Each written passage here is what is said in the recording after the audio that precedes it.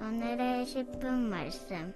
출애굽기 40장 17절부터 38절입니다.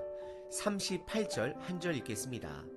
낮에는 여호와의 구름이 성막 위에 있고 밤에는 불이 그 구름 가운데에 있음을 이스라엘의 온 족속이 그 모든 행진하는 길에서 그들의 눈으로 보았더라.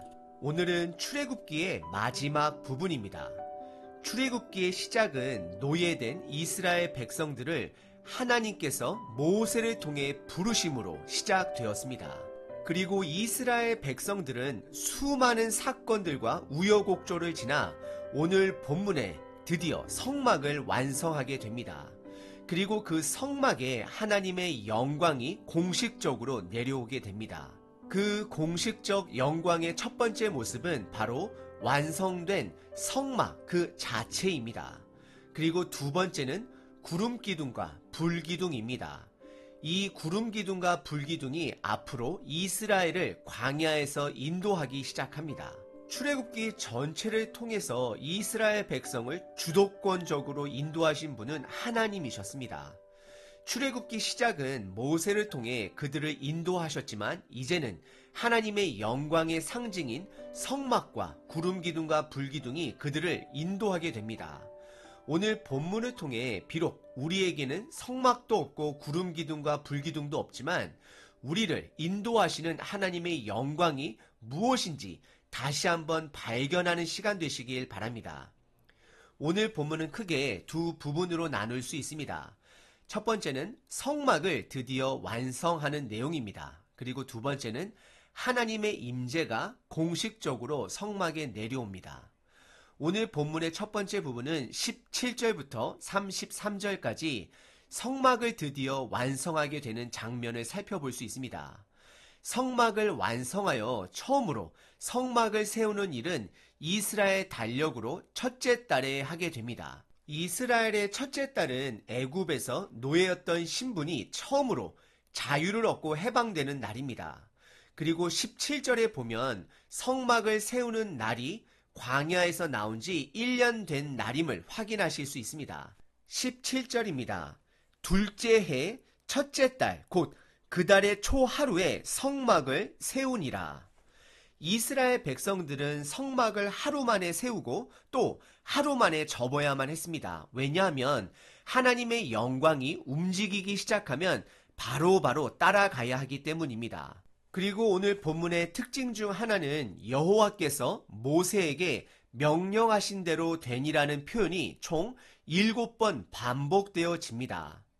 이것은 하나님께서 의도적으로 성경 저자를 통해 7번을 강조하신 것입니다. 성경에서 7이라는 숫자는 하나님께서 세상을 창조하신 7일과 관련된 숫자로서 완전한 숫자로 보기도 합니다.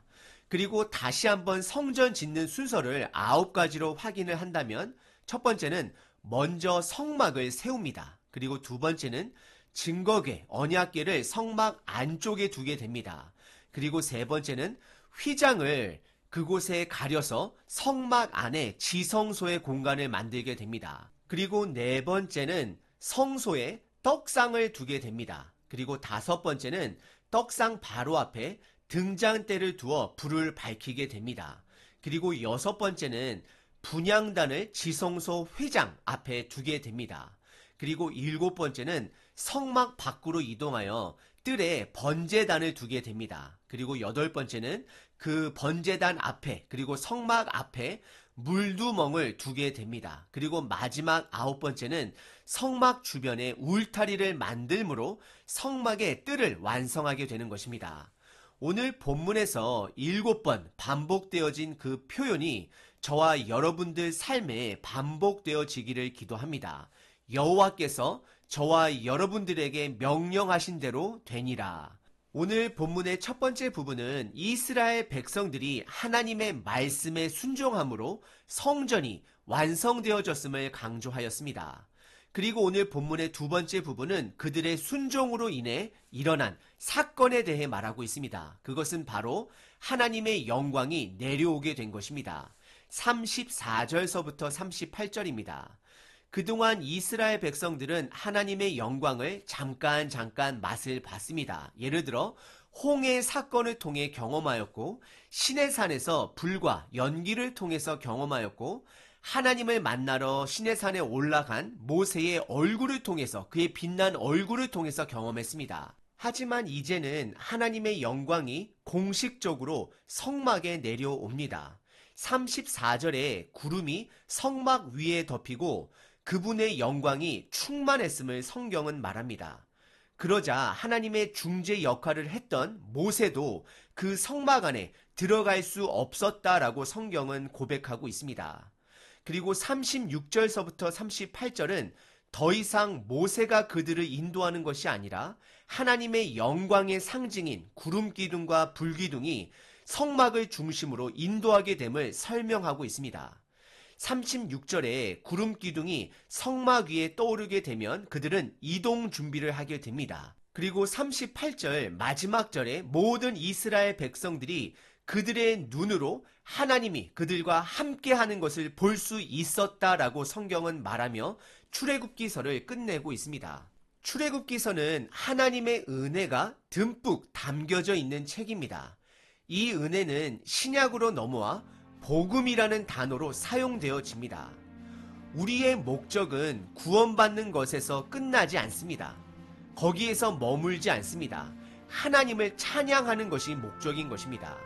비록 출애굽기서는 성막이 완성되는 것으로 끝을 맺지만 출애굽기 이후 레위기에서는 제사에 집중하게 됩니다. 그러면서 하나님께 나아가는 유일한 길은 피의 제사, 희생의 제사임을 강조하게 됩니다. 이것은 결국 예수님의 십자가 사건을 포인트하고 있는 것입니다.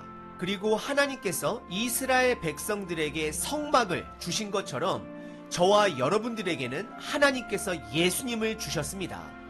예수님이 이 땅에 오신 사건이 바로 구약의 성막이 완성되어 하나님의 영광이 내려온 사건으로 보시면 됩니다.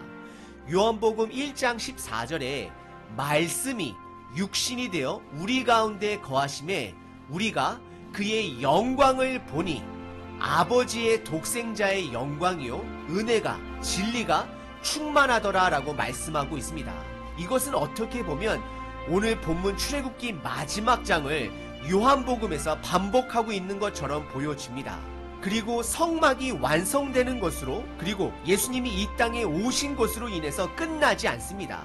예수님께서는 우리와 세상 끝날까지 함께 하시겠다 마태복음 마지막 장에서 말씀을 하십니다. 이스라엘 백성에게 성막의 완성은 그들의 여정의 시작인 것처럼 저와 여러분들에게도 예수님을 믿었던 그 시작이 그 구원의 시작이 우리 인생의 여정의 시작이라는 것을 기억하셔야 합니다. 그리고 하나님께서 지금 이 땅에 사는 저와 여러분들에게 주시는 최대의 상급은 바로 우리가 고난 속에서도 그리고 행복할 때도 우리와 항상 함께 동행하여 주시는 하나님의 함께하심이 하나님의 임재가 하나님의 영광이 가장 큰 상급이라는 것을 기억하시길 바랍니다.